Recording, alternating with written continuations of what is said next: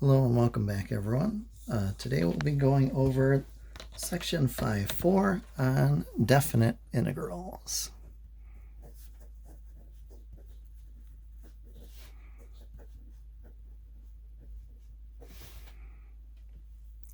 So for starters, we'll take a look at just a basic quadratic function. We'll do a quarter of x squared plus 3.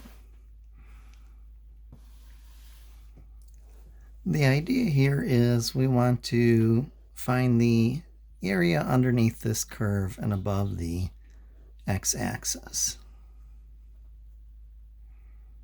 For now, we will be approximating.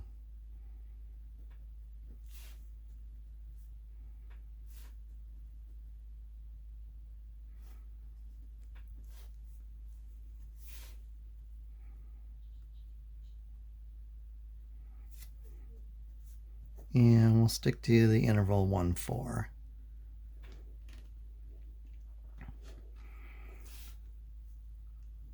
So if we had a linear function, we could use just some basic geometry to find the area of a trapezoid or a rectangle or a square. But this one we have a curve.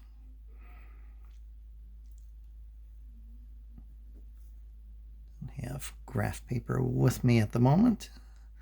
So we'll just draw a quick rough approximation. So vertex at 0, 3, it's a parabola, it's opening up. The 1/4 says it is vertically compressed. And we're looking between 1 and 4. So nice line segment, nice line segment, nice line segment. And here's sort of the rub, though. We have a curve here instead of a line. One thing we can do is cut this into rectangles. So we'll start by approximating with what we call L3. So L3 is a left Riemann sum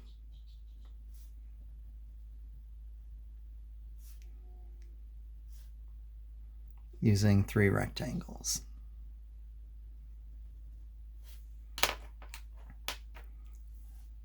So basically on this interval here is our 1, 2, 3, and our upper bound of 4.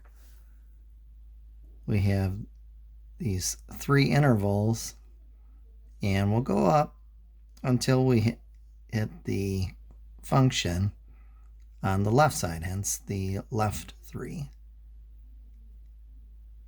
So rectangle, that's a nice easy form to find the area, just length times width. So this next one, this interval from 2 to 3, we'll approximate that with another rectangle.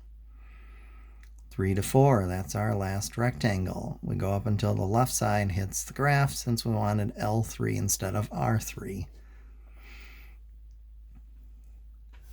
So then our area, L3, is just the sum of those 3 rectangles. You'll notice that our sum is going to be a little bit short of the actual area. We have these 3 chunks of the graph that are not included on our rectangles, but are definitely underneath the curve. So our first rectangle, we have a width of 1. We went from 1 to 2. It's 1 unit wide, and a height of f of 1. Our second rectangle, again, is 1 unit wide, a height of f of 2. And our last rectangle, also 1 unit wide and a height of f of 3. So area of the first rectangle plus area of the second rectangle plus area of the third rectangle. So L3 here, f of 1 would be 3 1/4. So we have 1 by 3 1/4. F of 2, 2 squared is 4, quarter of 4 is 1, 1 and 3 is 4. And 3 squared is 9, 9/4 is 2 1/4, 2 1/4 plus 3 is 5 1/4.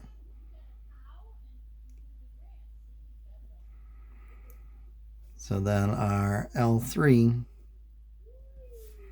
our approximation with 3 rectangles, stopping when the left side meets the curve, we have 12.5 square units.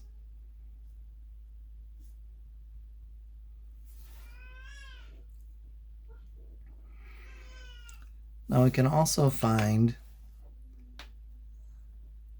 R3.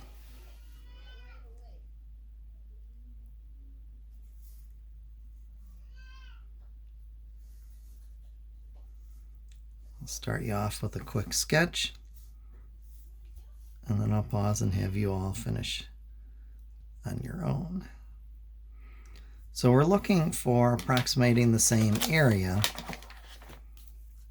only this time R3 says we're looking for the right Riemann sum.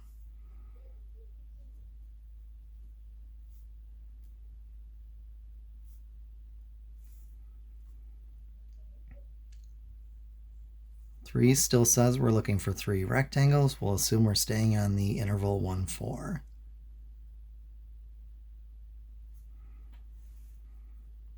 This time, that first rectangle, I'm going to go up until the right side hits the curve. So now I have a little bit extra area in my approximation. Okay, so I'll pause there and let you try to do the math on those three rectangles in front of you, and I'll catch up when you unpause. Okay, welcome back. So R3, our first rectangle is still 1 unit wide. The height this time, though, is f of 2. Second rectangle, still 1 unit wide. We're going from 2 to 3. Height is f of 3, the right-hand side. And our last rectangle, also 1 unit wide, going from 3 to 4. The height, we took f of 4.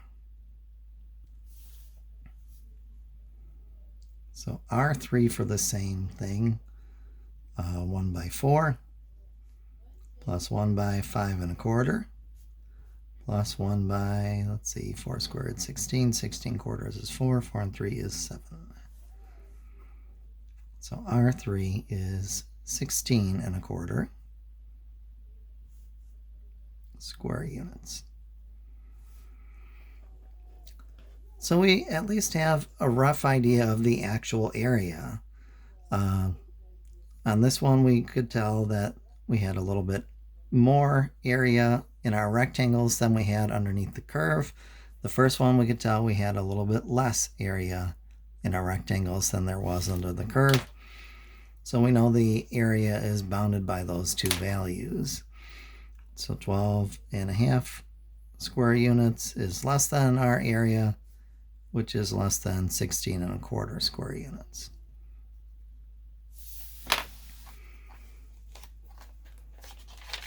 Now, it's quite possible, though, that we want to be more precise than that wide of an excuse me, than that wide of an interval.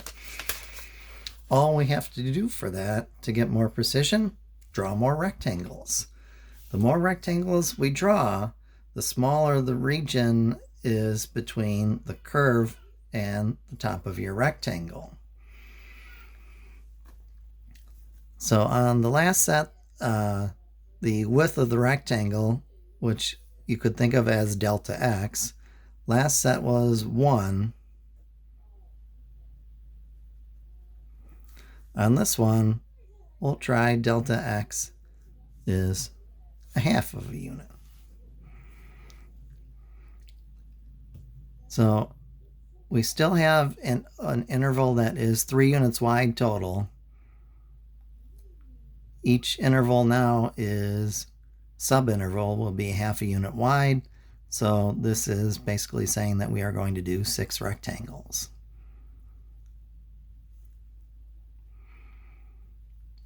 So the basic relationship there, total width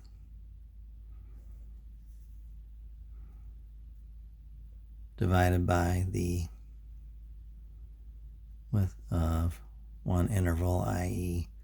delta x, is our number of rectangles. You don't actually need an equation for that. That's something you can reason out pretty easily. So we'll find L6 together. You can look at R6 on your own. So L6, I'll draw my interval a little bit bigger this time just to compensate for my lack of artistic ability here. So here's R1, here's R4. So ballpark in, there's a 2 and a 3. We'll pretend that those are all evenly spaced. I want 6 rectangles in here, so each one is going to be a half a unit wide. So there's our 1.5, 2.5, 3.5 marks. And L6, I do left side to determine the height of each rectangle. So there's my first rectangle. Second rectangle is now starting at 1.5. Across and down. Third rectangle, height of f of 2, width of a half. As you might recall, I'm quarantined with an 8-month-old as well, as you can hear. She's with mom at the moment. My apologies. Doing what we can do. All right, so we'll finish sketching our rectangles in here. So there's our 6th and final rectangle. And the more I slice this up, the more rectangles we have, the closer we get to the actual area. So either making n the number of rectangles larger, or delta x, the width of the rectangle, smaller, we get closer to the actual area. So for this one, L6, width of that first rectangle is a half of a unit. Height is f of 1. Second rectangle, width is a half unit. Height f of 1.5. Third rectangle, width of a half. Height of f of 2, and so on.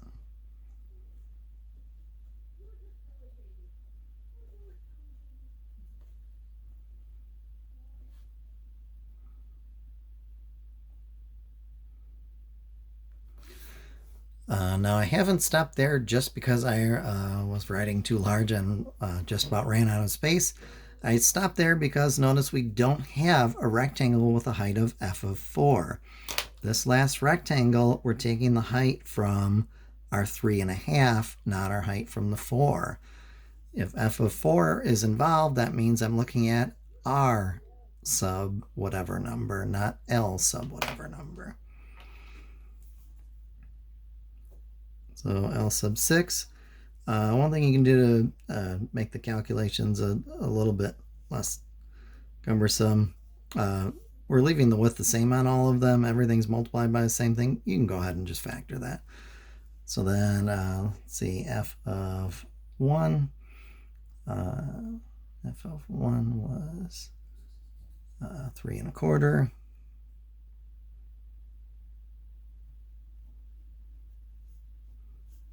F of 1.5, 3 and 5,625 10,000ths. F of 2, as you'll recall, is 4. F of 2.5,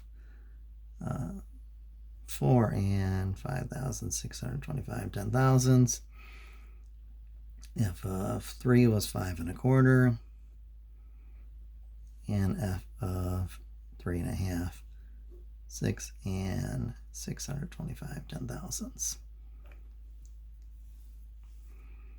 So L sub 6, 13.34375 square units.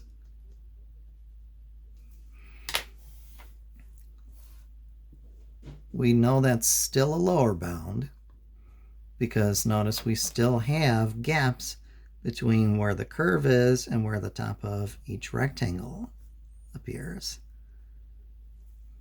We're just making them a little bit smaller this time.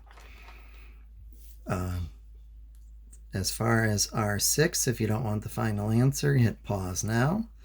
R6, you can do the work yourself. You can double check that. You should end up at 15.21875 square units.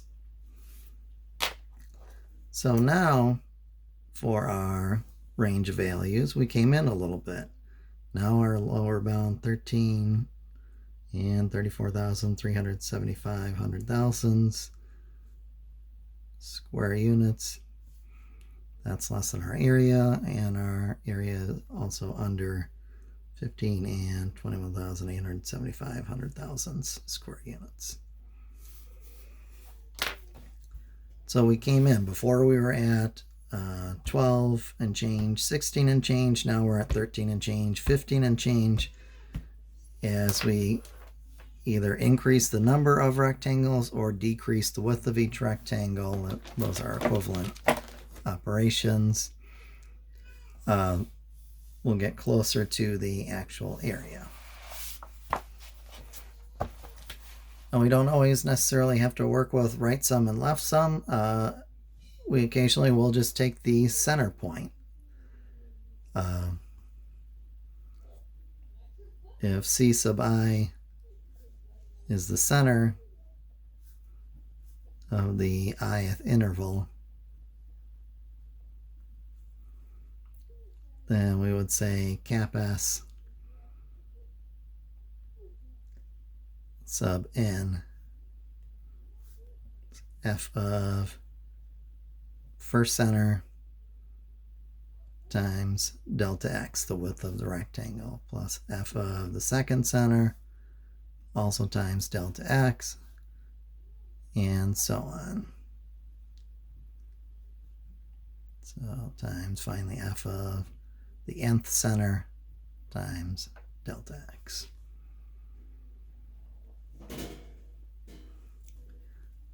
So we'll just do s sub 3 together for that same example. We're still working with f of x is a quarter x squared plus 3.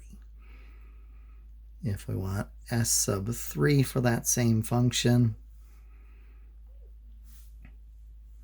the center of our first interval, let me make a quick sketch over here.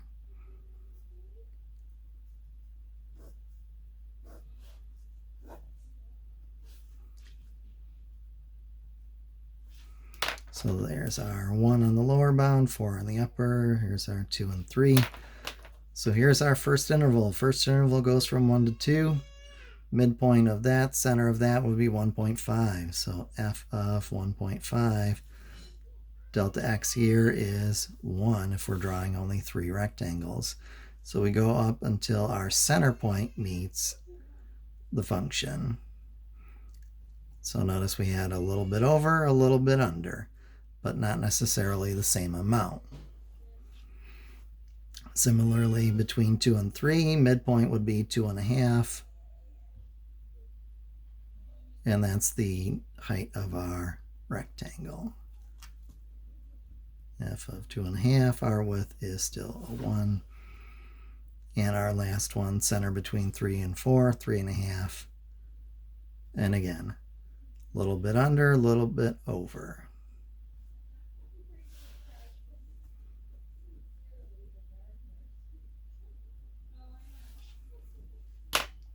All right, so S sub 3.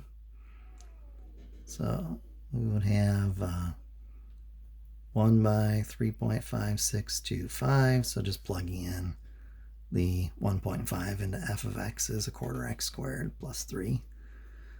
Plus 1 by 4.5625 plus, my apologies, drew my drawing in there too close. So picture those on the same line over here. 1 by finally 6.0625. So S sub 3, 14.1875. So that is the center point. We'll just do the setup for S sub 6. I'll let you find S sub 6 on your own. If we're cutting it into 6 subintervals, Each interval is then a half a unit wide. So the quarter is going to be our amount we jump up from the boundary to the midpoint. So S sub 6, half a unit wide, F of 1 1/4, half a unit wide, and between 1 1/2 and 2, we have 1 3/4, and so on. Between the 2 and 2 1/2, we have 2 1/4. And we want F of 2 1/4. Half a unit wide, between 2 1/2 and 3, we have 2 3/4. Between 3 and 3 1/2, 3 1/4 again.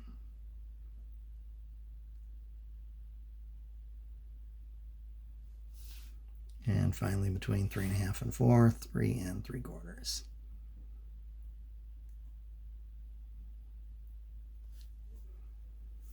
All right, so I'll let you fill in the details on that. You should end up with S sub 6 at 14.2343 square units.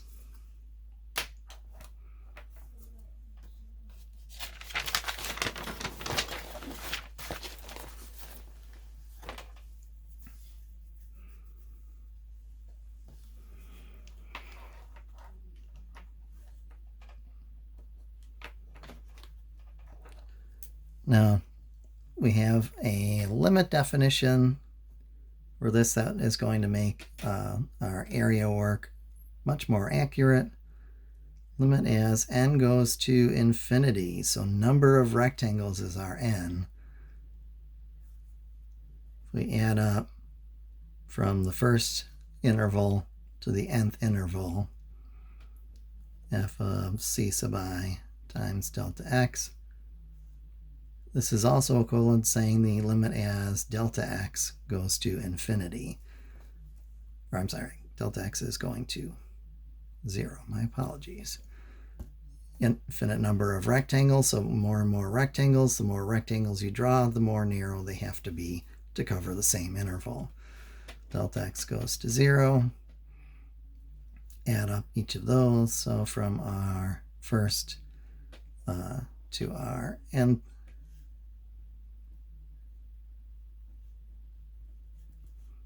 it's equal to the interval from A to B. A and B are the far left and far right endpoints, respectively. F of x times dx. In other words, that integral work that we've been doing through Chapter 5 actually helps us out with this idea of an infinite number of rectangles, or rectangles that are infinitely narrow.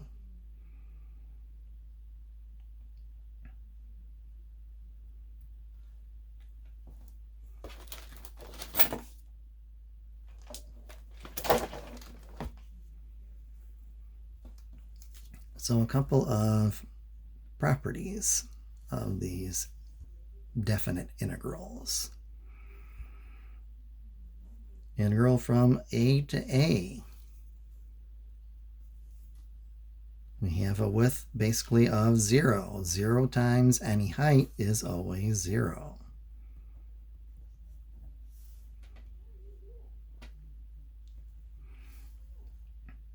The integral from A to B of f of x times dx is the opposite of the integral from B to A of f of x times dx.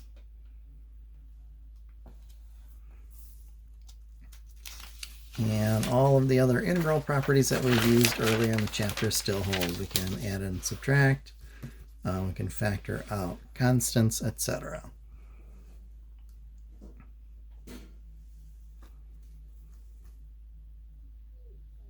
So, for example, if they tell us that it's given that the integral from 0 to 5 x dx is 12.5, and that the integral from 0 to 3 of x squared dx is 9, and that the integral from 3 to 5 of x squared dx is 3.25, 32.5, my apologies, 32.5.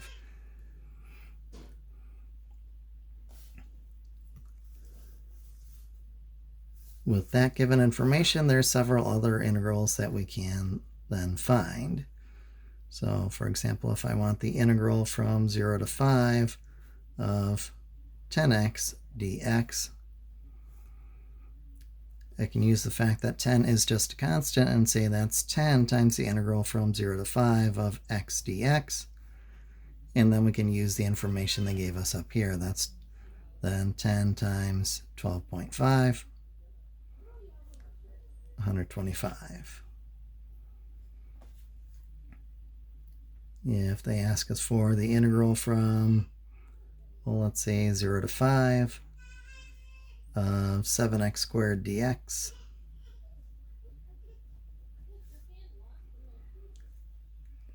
that is, for starters, 7 times the integral from 0 to 5 of x squared dx. Notice we have 0 to 3. We also have 3 to 5, so we can find the sum of those two.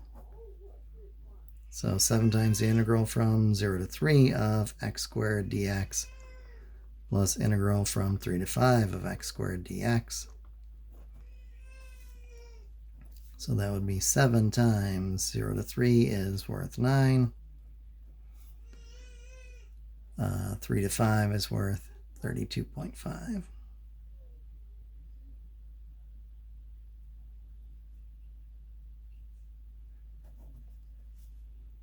So 291.69 is our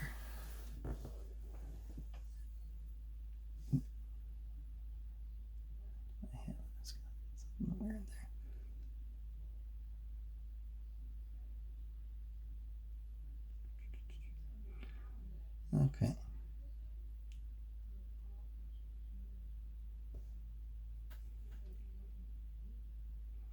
So that is reasonably close.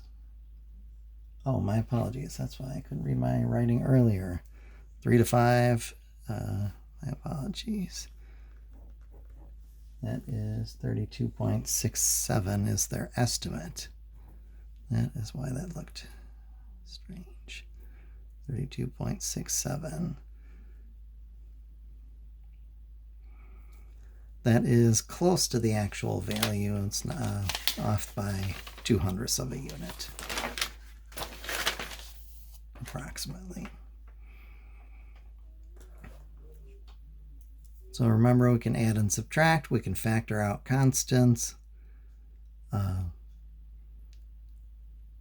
no matter how complicated the problem they give us, integral from, say, 5 to 5 of x cubed plus 7x squared plus the natural log of x to the 19th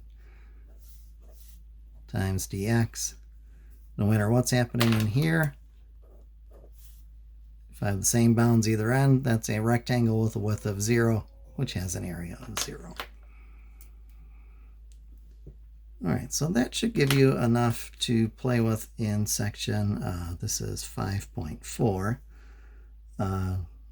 The homework is the same for both editions of the book. So I'd try 7 to 18 all, 23 to 53 the odds. And next time we will hit section 5.5 on the fundamental theorem of calculus. If you have questions, please send me an email. Otherwise, stay safe out there. Thank you.